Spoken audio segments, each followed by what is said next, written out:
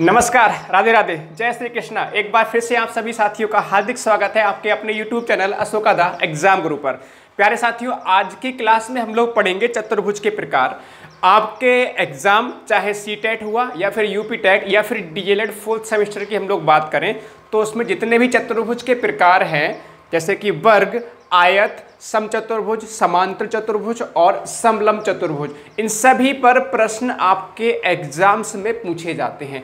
तो इन सभी को एक एक करके डिस्कस हम लोग करने वाले हैं, लेकिन आपको उससे पहले बता दें कि आज की क्लास में हम केवल वर्ग तथा आयत को पढ़ेंगे। उसमें जितने भी बेसिक पॉइंट होंगे बिल्कुल उन सभी हर एक पॉइंट को हम लोग पढ़ेंगे और इसके बाद कुछ बेसिक सवाल भी करेंगे। लेकिन सबसे पहले हम बात करना चाहेंगे चतुर्भुज होता क्या है। चतुर्भुज होता क्या है? तो चतुर्भुज होता क्या है, इसके बाद चतुर्भुज के प्रकार लिखेंगे, चतुर्भुज कितने टाइप के आपके सिलेबस में पढ़ने होते हैं। तो चतुर्भुज क्या है? चार भुजाओं से बनी आकृति चतुर्भुज कहलाती है, इसमें कोई डाउट नहीं। जैसे मान लीजिए एक भुजा ये इस तरह से मिला के बना दो, 1 2 3 और ये 4, ये क्या कहलाएगा? चतुर्भुज कहलाएगा। ये क्या कहलाएगा? ये आपका चतुर्भुज कहलाएगा। यानी कितनी भुजाएं हैं? 4, इसमें भी 4, इसमें भी 4, चार भुजाओं से बनी आकृति क्या कहलाती है? चतुर्भुज कहलाती है। अब मेरे प्यारे साथियों, यहाँ पर एक बात समझने की आवश्यकता है, बहुत इंपॉर्टेंट प्रश्न आपके एग्जाम में बन जाता है। सबसे जो पहला पॉइंट है चतुर्भुज से संबंधित जो पॉइंट बनता है प्यारे साथियों, ध्यान रखेंगे, चतुर्भुज के चारों कोणों का योगफल। चतुर्भुज के चारों कोणों का योगफल कितना होता है? सभी को पता होना चाहिए। चारों कोणों का योगफल 360 अंश होता है। ये याद रखेंगे, इस पर भी सवाल आपका डीएलएड फोर्थ सेमेस्टर में पूछा गया। योग 360 अंश होता है। कैसे करके सवाल बनेंगे इस पर भी हम लोग चर्चा करेंगे। पहले हम हर एक बेसिक बात को समझ लेते हैं। तो चतुर्भुज के चार कोण होते हैं। जैसे कि बहुत सिंपल सी बात है प्यारे साथ, ये चतुर्भुज मान लीजिए बना दिया मैंने इस तरह से, ठीक है। तो एक कोण ये, एक कोण ये, तीसरा कोण आपका ये बन रहा है और चौथा कोण आपका ये बन रहा है। यानी कि चार भुजाएं हैं तो चार ही कोण बन रहे हैं। तो चारों कोणों को मिलाकर चारों कोणों का जो योगफल होगा तो कितने अंश होता है? 360 अंश होता है। ये आप सभी साथियों को पता होना चाहिए। आपसे डायरेक्ट भी पूछ सकते हैं चतुर्भुज के चारों कोणों का योगफल कितना होता है, तो कितना होता है? 360 अंश होता है। तो हमने यहाँ पर अभी सीखा चतुर्भुज क्या होता है। चार भुजाओं से बनी आकृति है, 1 2 3 4, चतुर्भुज कहलाती है। चतुर्भुज के कितने कोण होते हैं? चतुर्भुज में 4 कोण होते हैं और चारों कोणों का योगफल कितना होता है? 360। तो ये पॉइंट आप अच्छे से याद कर लेंगे मेरे प्यारे साथियों। बात समझ में आ रही होगी। तो पहला पॉइंट हमने ये पढ़ा। अब मेरे प्यारे साथियों, चतुर्भुज के प्रकार के बारे में हम लोग बात कर लेते हैं। चतुर्भुज के प्रकार की प्यारे साथियों अगर हम बात करें तो जो पहला टाइप हमारा बनता है चतुर्भुज के, अगर टाइप की बात करेंगे तो सबसे पहले वर्ग की बात करेंगे हम लोग, इसके बाद आयत की बात करेंगे, समचतुर्भुज तीसरा टाइप होता है, सम चतुर्भुज। क्या होता है? समचतुर्भुज। बहुत इंपॉर्टेंट है प्यारे साथियों, इस पर बहुत ज़्यादा प्रश्न पूछे जाते हैं। समचतुर्भुज, समांतर चतुर्भुज, समांतर चतुर्भुज। और नेक्स्ट हमारा लास्ट टाइप है समलंब चतुर्भुज।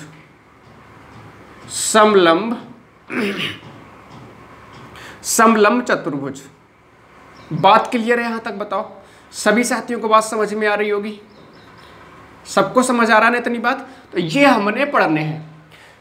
चतुर्भुज के प्रकार की बात करें, वर्ग, आयत, समचतुर्भुज, समांतर चतुर्भुज और समलंब चतुर्भुज। ये इतने टाइप के हमने चतुर्भुज जितने बन रहे हैं सबके सब हमने एक एक करके डिस्कस करना है। इनको समझना है, इनकी बेसिक पॉइंट जो बनते हैं उनको समझना है। कई बार थ्योरी पर भी प्रश्न बन जाते हैं तो थ्योरी को समझना है इनकी, ठीक है। इसके बाद इनके क्षेत्रफल और परिमाप के फॉर्मूले बनते हैं, उस पर भी हम लोग को चर्चा करनी है। मतलब एकदम से कह सकते हो जितनी भी इंफॉर्मेशन है चतुर्भुज के प्रकार से संबंधित इन सभी इंफॉर्मेशन को हम करेंगे, साथ ही साथ आए हुए सवालों पर भी चर्चा करेंगे। तो मेरे प्यारे साथियों, आज की क्लास में हम पढ़ने जा रहे हैं वर्ग और आयत। इन दोनों को एक साथ में इसलिए पढ़ रहे हैं, एक साथ में पढ़ोगे तो आपको कंपेयर करने में आसानी रहेगी और आपको समझने में आसानी रहेगी। इतनी बात सभी साथियों के लिए क्लियर है? ठीक है, तो अब आगे बढ़ेंगे। सबसे पहले मैं लिख रहा हूं एक तरफ वर्ग और दूसरी तरफ लिख रहा हूं मैं आपका क्या, आयत। अब देखो बहुत बढ़िया तरीके से समझेंगे इसको, हर एक साथी को समझ में आएगा, चाहे आपने पहले पढ़ा हो या ना पढ़ा हो। तो देखो वर्ग क्या होता है, ऐसा चतुर्भुज जिसमें आपकी, ऐसा चतुर्भुज जिसमें आपकी चारों भुजाएं बराबर होती हैं। ऐसा चतुर्भुज जिसमें चारों भुजाएं कैसी होती हैं, बराबर होती हैं। जैसे कि अगर पहली भुजा, ये भुजा ए है तो दूसरी भी ए होगी, तीसरी भी ए होगी, इसकी लंबाई, चौथे भुजा की लंबाई भी क्या होगी, ए होगी। जबकि मेरे प्यारे महारथियों, अगर हम आयत की बात करेंगे तो आयत में आमने सामने की भुजाओं की लंबाई बराबर होती है। अगर ये लंबाई है तो इसके सामने की ये लंबाई होगी, अगर ये चौड़ाई है तो बी से रिप्रेजेंट किया तो इसके सामने की ये बी चौड़ाई भी कितनी होगी, बी। मतलब आमने सामने की, इसके सामने की भुजा ये, इसके सामने की भुजा ये, इसकी बराबर होगी ये भुजा और इसके बराबर होगी ये वाली भुजा। इतनी बात समझ आई? तो मैं यहाँ पर फटाफट से पॉइंट लिखते हुए चल रहा हूँ, समझते हुए चलिएगा। इसमें क्या होगा, चारों भुजाएं कैसी होती हैं, देखो हर एक पॉइंट को समझते हुए चलिएगा, बिल्कुल भी दिक्कत नहीं आने देंगे। चारों भुजाएं कैसी होती हैं, बराबर लंबाई की होती हैं। इतनी बात समझ में आ रही है? इसमें बनेगा क्या पॉइंट, इसमें सम्मुख भुजाएं बराबर होती हैं, या आमने सामने की भुजाएं भी कह सकते हैं बराबर। सम्मुख भुजाएं कैसी होती हैं, बराबर होती हैं। इतनी बात सबको समझ में आ रही है? बहुत प्यारी सी बात, बिल्कुल सभी साथियों के लिए समझ में आ रही है ना? ठीक है, अब जो नेक्स्ट पॉइंट बनेगा मेरे प्यारे साथी, उसको समझ लेंगे। यहाँ पर देखिए, इसमें जो कोण बन रहे हैं, एक कोण, दूसरा, तीसरा और चौथा, भुजाएं अगर बराबर हैं तो चारों कोण भी कैसे होंगे, बराबर होंगे। चारों कोण कैसे होते हैं, बराबर। चारों कोण ये हम ऐसे कह सकते हैं, इसमें और अच्छे समझना चाहो, प्रत्येक कोण कितने अंश का होता है, 90 अंश का होता है। बहुत प्यारी सी बात, समझते हुए चलिएगा। देखो ये ऐसे पॉइंट हैं जिन पर हमेशा हम कंफ्यूज रहते हैं। तो प्रत्येक कोण कितने का होता है, प्रत्येक कोण 90 अंश होता है। प्रत्येक कोण कितना होता है, प्रत्येक कोण 90 अंश का होता है। जबकि मेरे प्यारे साथियों, अगर हम इधर बात करेंगे तो यहाँ पर भी प्रत्येक कोण कितने का होता है, 90 अंश का होता है। इसमें भी किसी साथी को डाउट नहीं होना चाहिए। बताओ, प्रत्येक कोण यहाँ पर भी 90 अंश और प्रत्येक कोण यहाँ पर भी 90 अंश, ये भी 90, ये भी 90, ये भी 90 अंश, ये भी 90 अंश। यहाँ तक बताओ सभी साथियों के लिए बेहतर तरीके से हर एक बात समझ में आ रही होगी। बहुत ही बढ़िया, बहुत ही सुंदर बात। अब मेरे प्यारे साथियों, नेक्स्ट पॉइंट हम बात करेंगे विकर्ण के बारे में। विकर्ण होता क्या है पहले समझ लेते हैं। देखो विकर्ण क्या होता है, अगर मान लीजिए हम आमने सामने, ये कोना है एक, ये कोना है, आमने सामने को एक के कोनों को मिलाने वाली रेखा, आमने सामने के कोने हैं उनको मिलाने वाली रेखा कहलाती है विकर्ण। तो एक विकर्ण तो ये बन गया, एक विकर्ण ये भी बनेगा इस तरह से, ऐसे मिलाओगे तो ये बनेगा। तो दो विकर्ण बनते हैं कुल मिला के। चतुर्भुज में कितने विकर्ण बनते हैं, दो। ऐसे यहाँ पर आप देख सकते हो, ये इस तरह से बनेगा। ठीक है, तो इसमें क्या है, बेहद आसान सी बात, विकर्ण होता क्या है, आमने सामने की जो कोने होते हैं उनको मिलाने वाली रेखा कहलाती है विकर्ण। तो विकर्ण कितने बनेंगे, दो, एक ये और एक ये, इसमें भी दो, इसमें भी दो, एक और एक ये, दो। इतनी बात सबको समझ में आ रही, किसी साथी को दिक्कत नहीं होनी चाहिए। अब मान लीजिए मैंने दूसरा विकर्ण बनाया है यहाँ पर, ठीक है, डॉट डॉट डॉट दर्शाए से दूसरा विकर्ण थोड़ा सा अलग दिखाई दे आपको। तो ये दो विकर्ण बन रहा है। तो इसमें बहुत इंपॉर्टेंट पॉइंट है, ध्यान रखिएगा, बहुत इंपॉर्टेंट पॉइंट लिखने जा रहा हूं। ये एग्जाम में सीधे सीधे पूछा गया है कई बार। देखिए, विकर्ण इसके किसके, वर्ग के विकर्ण 90 अंश पर समद्विभाजित करते हैं। इसका मतलब क्या है प्यारे साथियों, बहुत प्यारी बात है ये, समद्विभाजित करते हैं। ठीक है, समद्विभाजित करते हैं, इसका मतलब क्या है, 90 अंश पर समद्विभाजित करने का मतलब क्या है, इसको समझ लेते हैं। देखो, समद्विभाजित का मतलब है समान दो भागों में बांटना। इतनी बात समझ में आ रही? मतलब अगर एक विकर्ण ये है, दूसरा विकर्ण ये है, एक दूसरे को काट रहे हैं इस बिंदु पर, ये बिंदु पे काट रहे हैं, तो समद्विभाजित का मतलब क्या है, ये हमारा पूरा कंप्लीट विकर्ण है, यहाँ से लेकर यहाँ तक विकर्ण है, तो यहाँ पर ये काट रहे हैं एक दूसरे को विकर्ण। दिखाई दे रहा है सबको? ये वाला जो पॉइंट है बीच में, ये पॉइंट सबको दिखाई दे रहा है। यहाँ पर ये दोनों विकर्ण काटते हैं। तो क्या समद्विभाजित का मतलब ये, जितना भाग यहाँ से लेकर यहाँ तक होगा उतना ही भाग की लंबाई यहाँ से लेकर यहाँ तक होगी। जितने भाग की लंबाई यहाँ से लेकर यहाँ तक है और उतनी लंबाई यहाँ से यहाँ तक होगी। समान दो भागों में बांट दिया, मतलब ये वाला भाग इसके बराबर, ये वाला भाग इसके बराबर। बात समझ में आ रही है? और 90 अंश पर समद्विभाजित का मतलब ये है कि जो कोण बनेगा ये भी 90 अंश का, ये भी 90 अंश का, ये भी 90 अंश का और ये भी 90 अंश का। 90 अंश पर समद्विभाजित करते हैं। अच्छा, इसके अलावा एक पॉइंट और यहाँ पर समझेंगे, ये भी अच्छा है। इसमें विकर्ण कैसे होते हैं? बराबर लंबाई के होते हैं। विकर्ण कैसे होते हैं? बराबर होते हैं। विकर्ण कैसे होते हैं? बराबर होते हैं। इतनी बात सबको समझ में आ रही होगी? इतनी बात सबको समझ में आ रही होगी? बताओ प्यारे साथियों, सबको समझ में आ रही है? ऐसे यहाँ पर देखो, बस थोड़ा सा अंतर है। विकर्ण समद्विभाजित करते हैं, इसमें कोई डाउट नहीं है, विकर्ण समद्विभाजित करते हैं, लेकिन ध्यान रहे, बहुत इंपॉर्टेंट पॉइंट है, समद्विभाजित करते हैं लेकिन इसमें 90 अंश के कोण पर समद्विभाजित नहीं करते। इतनी बात सबको समझ में आ रही? ये नहीं कि ये 90 अंश से कोण बन रहा होगा, यहाँ पर 90 अंश कोण नहीं बनेगा विकर्ण। जैसे यहाँ पर ये 90 अंश, ये 90 अंश, ये 90 अंश, तो ये वाला कोण 90 अंश नहीं होगा। ये चारों कोण जो बनेंगे ये 90 अंश के नहीं होते, यानी कि बराबर भागों में तो काटेंगे। मतलब ये वाला जो भाग है ये इसके बराबर होगा, ये वाला जो विकर्ण का यहाँ से लेकर यहाँ तक है, यहाँ से लेकर यहाँ तक, ये दोनों बराबर होंगे। समद्विभाजित तो करेंगे, यानी विकर्णों को समान दो भागों में तो बांटते हैं, लेकिन 90 अंश के कोण पर नहीं बांटते। यहाँ पर 90 अंश के कोण पर बांटते हैं। विकर्ण जो है यहाँ पर भी कैसे होते हैं? बराबर। विकर्ण की लंबाई यहाँ पर भी कैसी होती है? विकर्ण यानी कि विकर्ण की लंबाई बराबर होती है, विकर्ण बराबर होते हैं, बात एक ही है, विकर्ण बराबर होते हैं। बताओ, यहाँ तक सबको समझ में आ रही?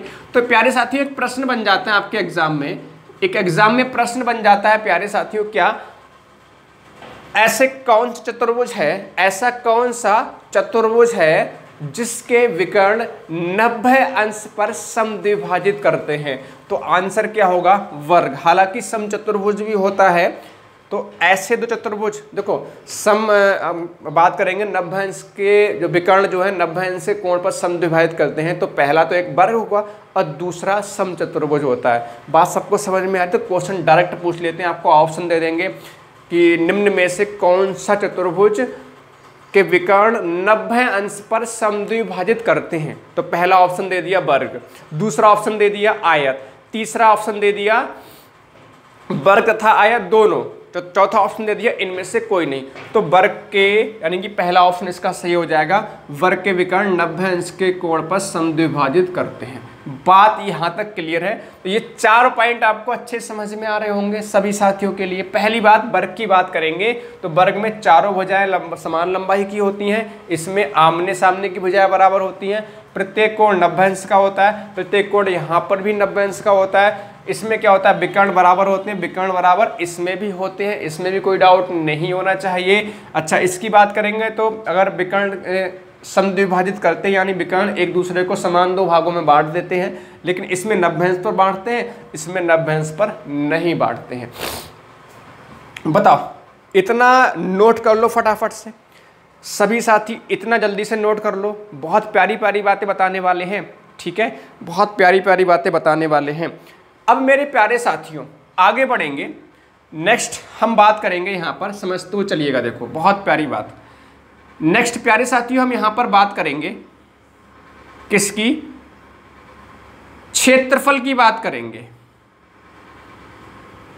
वर्ग का क्षेत्रफल क्या होता है और आयत का क्षेत्रफल क्या होता है, समझते हुए चलिएगा। देखो, आपको सभी बातें यहीं पर लर्न होंगी, क्लास में ही लर्न कर लेंगे। अगर आप ध्यान से पूरा फोकस करके देखेंगे क्लास को, यकीन मानो हर एक बात यहीं पर आपको याद हो जाएगी। चलो, क्षेत्रफल समझिएगा। क्षेत्रफल कैसे करके बनता है फॉर्मूला? क्षेत्रफल बेहद आसान सी बात। क्षेत्रफल का मतलब जो अंदर का जो भाग है उसको हम क्षेत्रफल कहते हैं। तो चारों तरफ की जो कुल लंबाई है उसको परिमाप कहते हैं। इतनी बात समझ में आ रही है? इतनी बात सबको समझ में आ रही है? जैसे कि अगर आपको दिक्कत है तो मान लीजिए ये आपका कागज है, मैंने बोला इसका परिमाप बताओ। तो परिमाप का मतलब है चारों तरफ की जो लंबाई बनेगी इसकी, ठीक है, इसके चारों तरफ की जो लंबाई बनेगी वो क्या होता है? परिमाप। ठीक। अगर क्षेत्रफल की बात करेंगे तो क्षेत्रफल का मतलब ये जो अंदर का जो भाग है वो क्षेत्रफल कहलाएगा। जैसे या ऐसे इसको ऐसे भी कह सकते हैं, कोई दो विमाओं वाली आकृति जितना स्थान घेरती, जैसे मान लीजिए कागज मैंने रखा है तो कागज जो है बोर्ड पर जितना स्थान घेर रहा है वो कहलाएगा इसका क्षेत्रफल कहलाएगा। बात समझ में आ रही है? बात समझने का प्रयास करिएगा। सभी साथियों के लिए दिक्कत यहाँ तक नहीं होनी चाहिए, ठीक है।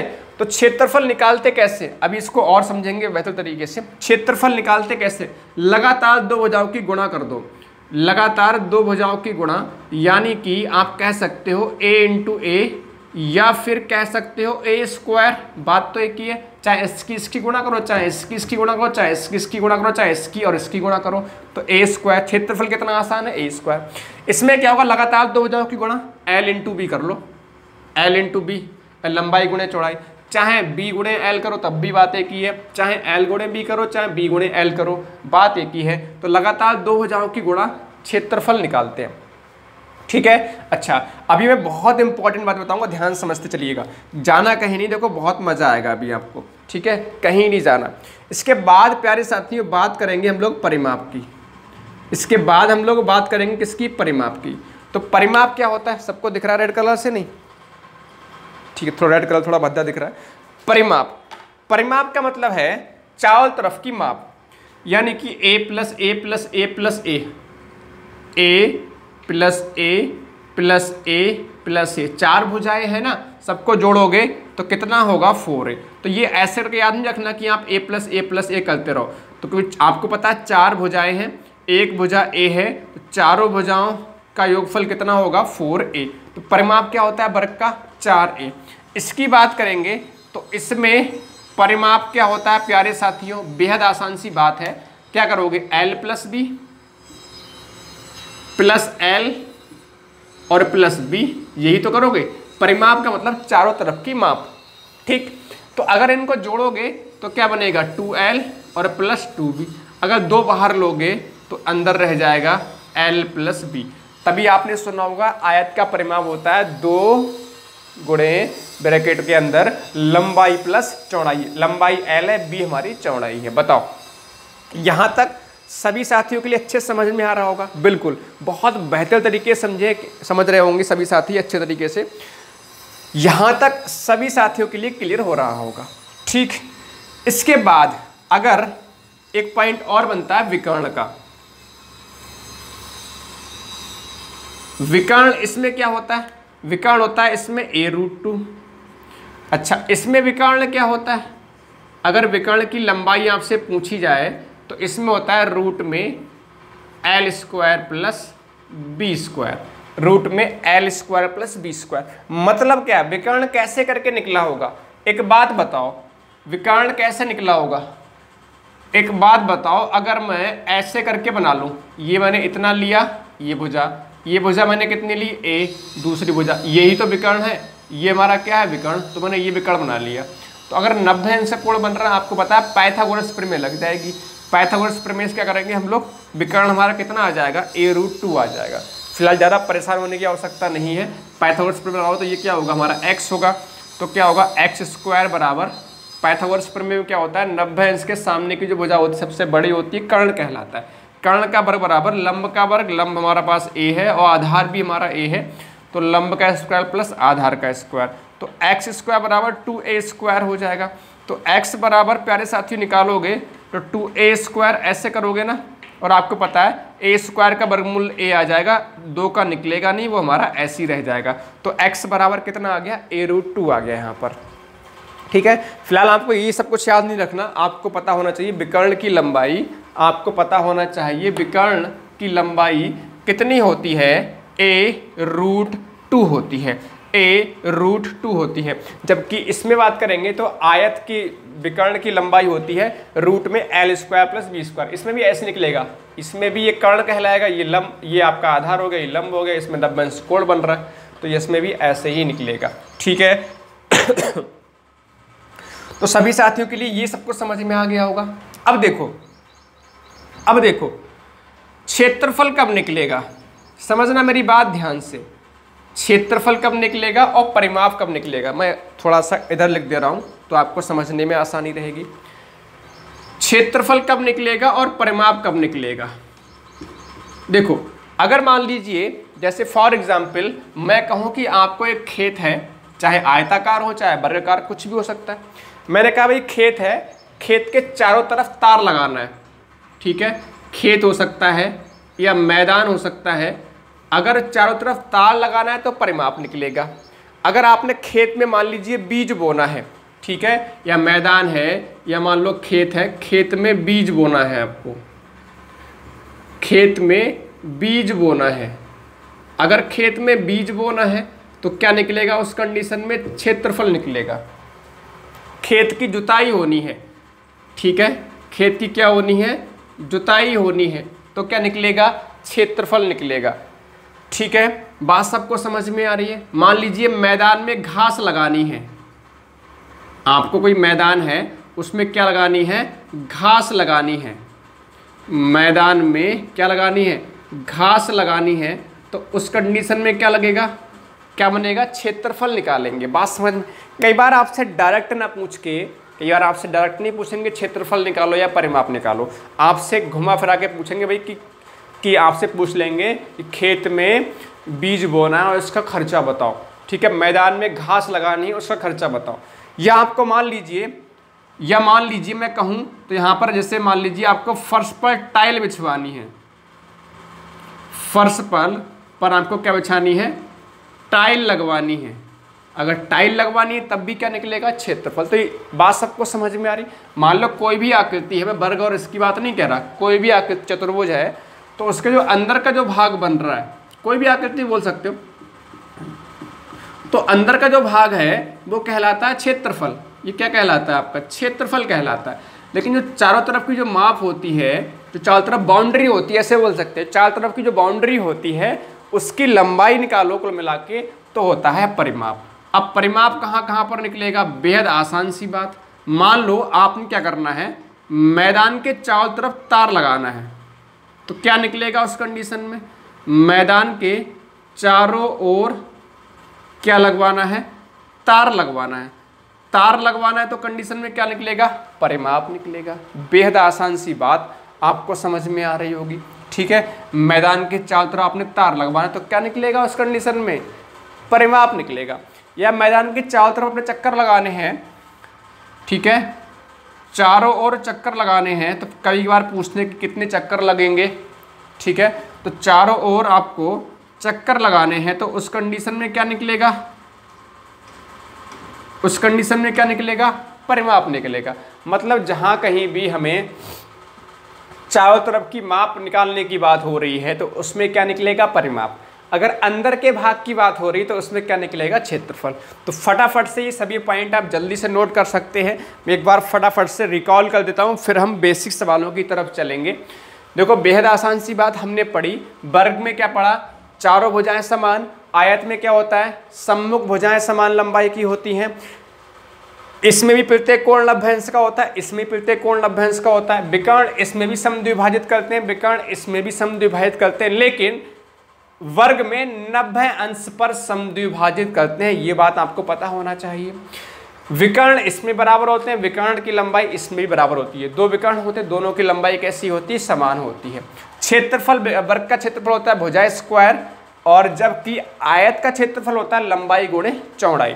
जबकि हम बात करेंगे परिमाप की तो चारों भुजाओं का योग होगा, यानी कि 4 गुणे भुजा या 4a बोल सकते हैं। इसमें परिमाप होता है 2 × लंबाई प्लस चौड़ाई। विकर्ण क्या होता है, विकर्ण की लंबाई होती है इसमें a√2 वर्ग में, और आयत में होती है रूट में l² प्लस b²। यहाँ तक सभी साथियों के लिए अच्छे समझ में आ रहा होगा। अब देखो कुछ सवालों पे करेंगे ना, बेसिक सवाल लगाते हैं। अगले क्लास में थोड़े से हम टफ सवाल लेंगे, मतलब बेहतरीन थोड़ा सा लेवल जिनका अच्छा होगा। आज हम बस बेसिक क्लियर करना चाहते हैं, आपका बेसिक क्लियर हो जाएगा ना, फिर यकीन मानो फिर आप हर एक सवाल कर जाओगे, ठीक है। और कह सकते हो ये भाई एक तरह से हमारी शुरुआत है इस टॉपिक की, क्योंकि जब तक आज की क्लास आप अच्छे से नहीं समझ पाओगे, आगे की जो क्लास आएंगी ना चतुर्भुज की, तो उसमें आप अच्छे से नहीं समझ पाओगे। बात सबको समझ में यहाँ तक आ रही होगी, ठीक है प्यारे साथियों। चलिए तो फटाफट से हम प्रश्नों की तरफ चलेंगे। जैसे मान लीजिए मैंने क्वेश्चन लिया, बहुत बेसिक से स्टार्ट करेंगे, निश्चिंत रहो, हर एक बात समझ में आएगी। एक वर्गाकार, नोट करते हुए चलिएगा फटाफट हमारे साथ साथ में, बहुत बेसिक से बिल्कुल। एक वर्गाकार खेत की लंबाई 15 मीटर है, 15 मीटर है। इसका क्षेत्रफल तथा परिमाप ज्ञात करो। इसका क्षेत्रफल तथा क्या ज्ञात करना है, परिमाप ज्ञात करो। बिल्कुल बेसिक से लिया देखो अभी, ठीक है। परिमाप ज्ञात करें, ठीक है। लास्ट में एक प्रश्न पूछूंगा, बहुत प्यारा प्रश्न, ध्यान रखेंगे इसका, आप लोग सभी आंसर देंगे। आप आंसर तभी दे पाएंगे जब आज की क्लास को ध्यान से समझेंगे। तो मेरे प्यारे साथियों देखो, अब वर्ग की बात कर रहे हैं, वर्गाकार खेत की बात कर रहे हैं, यानी वर्ग की बात कर रहे हैं। तो क्षेत्रफल होता क्या है वर्ग का भाई, भुजा स्क्वायर होता है। भुजा स्क्वायर का मतलब ए स्क्वायर, और वर्गाकार खेत की लंबाई दे रखी है, लंबाई बोल सकते हैं, बात एक ही है। वर्गाकार कोई खेत है इस तरह से, इसकी लंबाई कितनी है 15 मीटर। और आपको पता होना चाहिए वर्ग में सभी भुजाएं कैसी होती हैं, बराबर। तो 15-15 मीटर चारों भुजाएं होंगी या नहीं होंगी, बिल्कुल होंगी। बेहद आसान तरीके से आप समझ पा रहे होंगे। तो 15 का स्क्वायर, अब 15 का स्क्वायर का मतलब 15 गुणे 15 कर लो, यानी 225 वर्ग मीटर हो जाएगा। मीटर का स्क्वायर, क्योंकि भैया स्क्वायर लगाया तो मीटर पर भी स्क्वायर लगेगा, क्योंकि इकाई क्या है इसकी, मीटर है। ओके, अगर हम बात करें मेरे प्यारे साथियों परिमाप की, तो परिमाप क्या होता है इसमें, 4 क्या होता है, 4 गुणे भुजा होता है। बात सबको समझ में आ रही। तो 4 गुणे भुजा कितनी है 15 मीटर, यानी 15 चौका 60 मीटर। चारों तरफ की माप वैसे भी समझ लीजिए, चारों तरफ की माप कितनी, 15 दूनी 30, 15 3 45, 15 चौका 60, 15 15 30, 15 45 और 15 कितना हो रहा है 60। तो बेहद आसान, अगर आप मतलब समझ पा रहे हैं परिमाप का, तो आप आसानी से विदाउट फार्मूला भी कर सकते हो। तो चारों भुजाओं का जो लंबाई है उसका योगफल क्या कहलाता है, परिमाप कहलाता है, ठीक है। बात सबको समझ में आ रही। अगर मान लीजिए इसे विकर्ण पूछा गया होता, विकर्ण मैंने हालांकि पूछा नहीं है, तो विकर्ण क्या होता है प्यारे साथियों, विकर्ण होता है a√2। ए का मतलब भुजा, यानी 15√2 मीटर हमारा क्या होगा इसका विकर्ण। जैसे ये मान लीजिए इसकी बात कर रहे हैं, ये भी 15√2 होगा और ये भी कितना होगा 15√2, दोनों की लंबाई कितनी होगी 15√2 मीटर होगी। बताओ यहाँ तक सभी साथियों के लिए समझ में आया, बिल्कुल अच्छे से समझ पा रहे होंगे, बहुत ही सुंदर, बहुत ही ज़बरदस्त। अब एक प्रश्न और लेते हैं, देखो और मज़ा आएगा। देखो ये प्रश्न इंपॉर्टेंट है, ध्यान रखिएगा, ये प्रश्न इंपॉर्टेंट है। नेक्स्ट क्वेश्चन की बात करेंगे प्यारे साथियों। एक वर्ग है, वर्ग का विकर्ण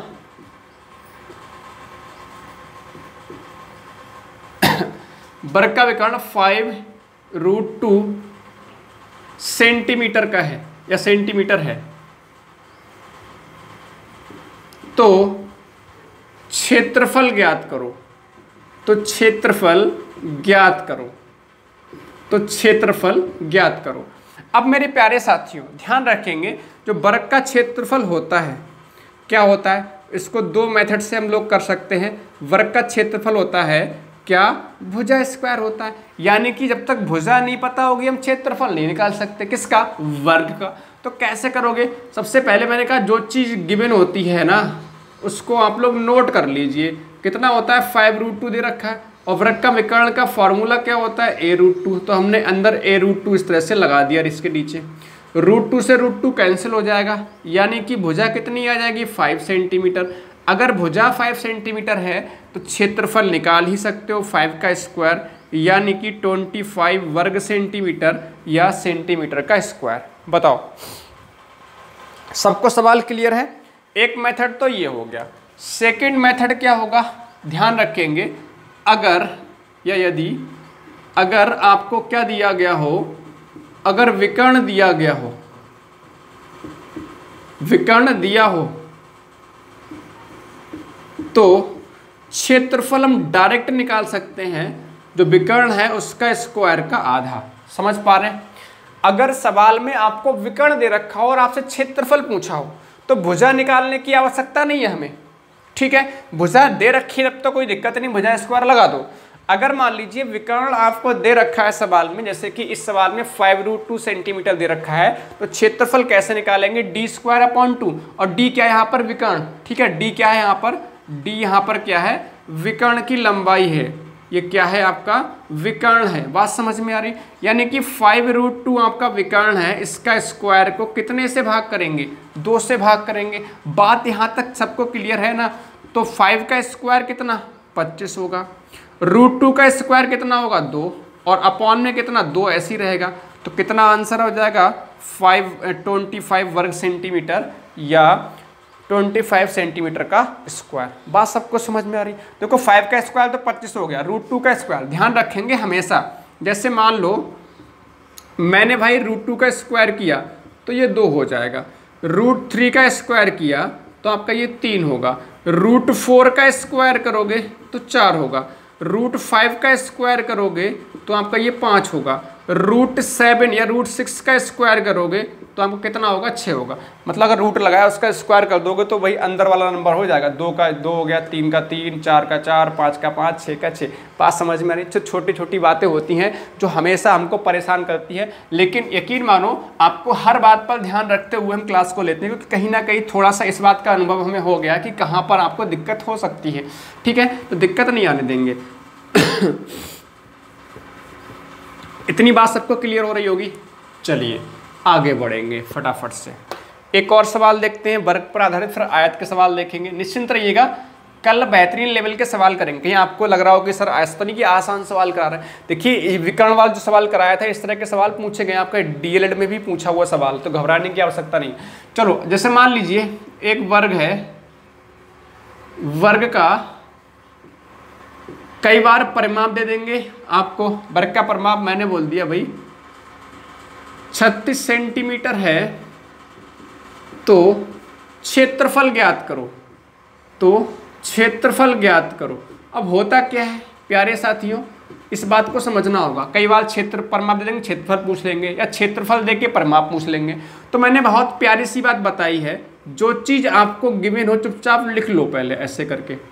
परिमाप दिया तो परिमाप लिख लिया, क्षेत्रफल दिया होता क्षेत्रफल लिख लेते, और जो लिखा है ना जिसकी वैल्यू पता है उसी का फॉर्मूला लगा दो। परिमाप क्या होता है, वर्ग में 4a, तो 4a बराबर कितना 36, 4 में कितना हो गया 36, यानी a कितना आ गया 9 सेंटीमीटर। अगर भुजा 9 सेंटीमीटर है और वर्ग का क्षेत्रफल हमसे पूछा गया, क्षेत्रफल होता है भुजा स्क्वायर, और भुजा कितनी हमारे पास आई है 9, तो 9 का स्क्वायर कितना होगा 81 वर्ग सेंटीमीटर, या 81 सेंटीमीटर का स्क्वायर बन जाएगा। बताओ सभी को समझ में आ रही बात? बिल्कुल परफेक्ट तरीके से हर एक बात आप समझ पा रहे होंगे। निश्चिंत रहिए, अगली क्लास में अच्छे लेवल के प्रश्न भी करेंगे। अभी मैं बेसिक क्लियर करने का प्रयास कर रहा हूं, क्योंकि ये एक ऐसा टॉपिक है जो बहुत ज़्यादा परेशान करता है, जिसमें क्षेत्रफल परिमाप की बात होती है। तो मैं चाहता नहीं कि आप बिल्कुल भी परेशान रहें।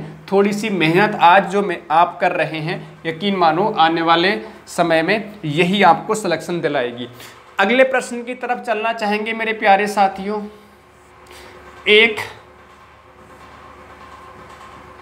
एक आयत, आप साथ चाहे तो सवाल लिख सकते हैं, मैं बोल रहा हूँ। एक आयत की लंबाई दे रखी है, लंबाई आपकी 10 सेंटीमीटर मैंने लिखी, और चौड़ाई, ठीक है आप लिख लीजिएगा, एक आयत की लंबाई 10 सेंटीमीटर तथा चौड़ाई 8 सेंटीमीटर है, ठीक है लिख लिया आप सबने? नहीं, एक आयत की लंबाई 10 सेंटीमीटर तथा चौड़ाई 8 सेंटीमीटर है, इतना लिखिएगा। तो आयत का क्षेत्रफल कॉमा परिमाप तथा विकर्ण की लंबाई ज्ञात कीजिए, विकर्ण की लंबाई ज्ञात कीजिए, विकर्ण की लंबाई ज्ञात कीजिए। मैं सब कुछ एक साथ लिख रहा हूँ, हालांकि एक ही बात पूछी जाती है, या तो आपसे क्षेत्रफल पूछ सकते हैं, या आपसे परिमाप पूछ सकते हैं, या आपसे विकर्ण पूछ सकते हैं। बात सबको समझ में आ रही। तो आयत क्या होता है, जिसमें आमने सामने की भुजाएं कैसी हों, बराबर। ये 10 सेंटीमीटर लंबाई है तो ऊपर वाली भी कितनी होगी, 10 सेंटीमीटर। अच्छा, अगर चौड़ाई 8 सेंटीमीटर है तो इधर भी चौड़ाई कितनी होगी, 8 सेंटीमीटर। अब मैंने कहा भाई क्षेत्रफल क्या होता है, तो चाहे तो क्षेत्रफल लंबाई गुणे चौड़ाई सबको पता है। क्षेत्रफल क्या होता है, लंबाई गुणे चौड़ाई होता है, या फिर L इंटू क्या होता है, B। बात तो एक ही है, बात तो आप सबके साथियों को समझ में आ रही होगी। तो लंबाई गुणे चौड़ाई, लंबाई 10 है, चौड़ाई 8 है, बेहद आसान सा आप टिक कर सकते हो आंसर।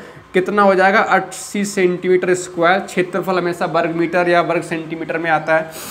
चलो, अगर भुजा सेंटीमीटर में है तो वर्ग सेंटीमीटर हो गया, अगर भुजा मीटर में हो तो वर्ग मीटर हो जाता।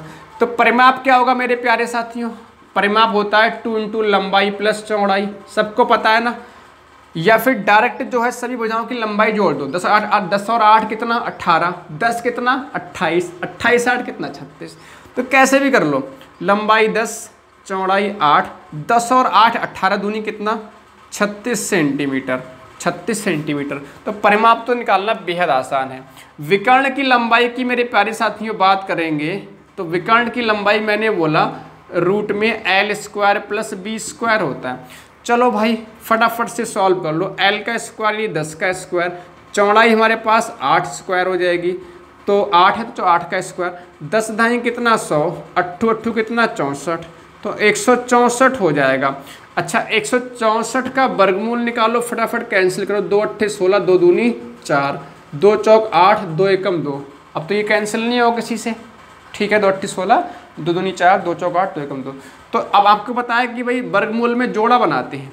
जैसे कि आप इसको लिखोगे तो ऐसे ही तो लिखोगे इसको फैक्टर करने के बाद, 41 का फैक्टर तो कुछ होगा नहीं। और आपको पता है 2 एक जैसी संख्याओं में से एक संख्या लेते हैं, तो भाई इसका वर्गमूल तो 2 आ गया बाहर। जिसका वर्गमूल नहीं निकलता है, जिसका जोड़ा नहीं बन रहा है, उसको अंदर ही लिख देंगे। तो यहाँ पर विकर्ण कितना हो जाएगा, 2 रूट 41 सेंटीमीटर। तो विकर्ण की लंबाई 2 रूट 41 सेंटीमीटर। सभी महारथियों के लिए बात समझ में आ रही होगी, बिल्कुल आप समझ पा रहे होंगे अच्छे तरीके से। चलिए मेरे प्यारे साथियों आगे बढ़ते हैं, एक छोटा सा प्रश्न और ले लेते हैं, एक छोटा सा प्रश्न और लेते हैं। अगली क्लास में यकीन मानो सवाल ही सवाल करने हैं वर्ग और आयत के। फिर अगली क्लास में पढ़ेंगे हम लोग जो बचे हुए चतुर्भुज हैं उनके बारे में पढ़ेंगे, फिर उन पर सवाल करेंगे। बिल्कुल आप अगर 3-4 क्लास देख लोगे तो आपका ये टॉपिक बहुत अच्छे से क्लियर हो जाएगा, ठीक है। चलिए, जैसे मान लीजिए मैंने बोला एक आयत है, क्या है, एक आयत, क्या है, एक आयत जिसकी लंबाई दे रखी है 8 सेंटीमीटर और चौड़ाई है 6 सेंटीमीटर, क्या है, 6 सेंटीमीटर। विकर्ण की लंबाई आपसे पूछी गई है, तो विकर्ण की लंबाई आपसे पूछी गई है। तो प्यारे साथियों विकर्ण कैसे निकाला जाएगा, जल्दी बता सकते हो सब लोग, नहीं, रूट में L square plus B square, root में L square plus B square. L कितना है, 8 सेंटीमीटर, तो 8 का स्क्वायर, चौड़ाई कितनी है B 6, तो 6 का स्क्वायर, 8 8 64, 6 छंग 36, और इन दोनों को जोड़ लो तो 100 हो गया, और 100 का वर्गमूल आ जाता है 10 सेंटीमीटर। 100 का वर्गमूल आता है 10, यानी 10 सेंटीमीटर बन जाएगा। इतनी बात सभी साथियों के लिए अच्छे से क्लियर हो रही है, बेहद आसान सवाल है, सभी साथियों को यहाँ तक समझ में आया होगा। तो मेरे प्यारे साथियों आज इतना ही रखेंगे, ज़्यादा नहीं पढ़ेंगे। हमने बेसिक कुछ सवाल किए हैं, बस वैल्यू पुट करना, कैसे करके वैल्यू पुट करना है फॉर्मूले में, ये सीखा है। फॉर्मूले सीखे, जितनी बेसिक इन्फॉर्मेशन हो सकती है वो हमने अच्छे से पढ़ी है।